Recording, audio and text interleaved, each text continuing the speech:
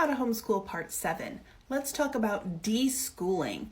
If you have had kids that have been in school and you've pulled them out to homeschool them, you're going to notice that there's a transitional experience that they are having and you are having because everything is different. They've gone from a school routine, school expectations, a particular way that things are done, and now when you're homeschooling, hopefully you're taking advantage of all the freedoms and flexibility that homeschool has to offer. And while that's a really wonderful thing, it's a very different thing, and it brings with it its own sets of challenges. If your kids were having a hard time in school with bullying or social pressures or problems with peers, they may just need some time to kind of process what they've been through. And it might be a huge relief for them to be home, but still, now might be the time where they're safe enough to be dealing with all of those feelings that have come up. It's going to be different for you all to have so much time together, both with their siblings and with you.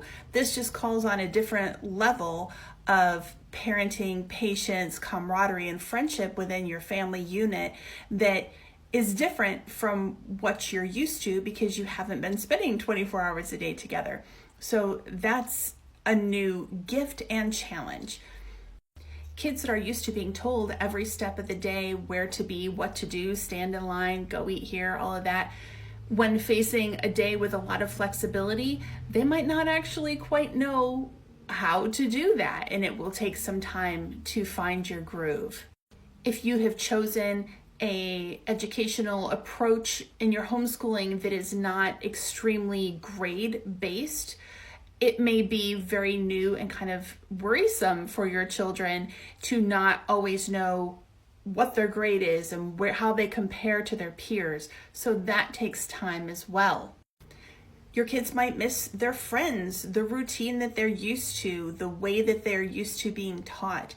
And by the same token, it might take a little bit of time for them to get into homeschool activities. Maybe you have a co-op or a homeschool group that you can join, field trips that you can partake in or whatever. But it always is a little bit of a hurdle to get into those new social settings and make new friends. So you got to be patient with that too. And then of course, throw in all of the things that we're dealing with because of being in the middle of a pandemic. And so there are new regulations on where we can go, what we can do, what's available, all of that.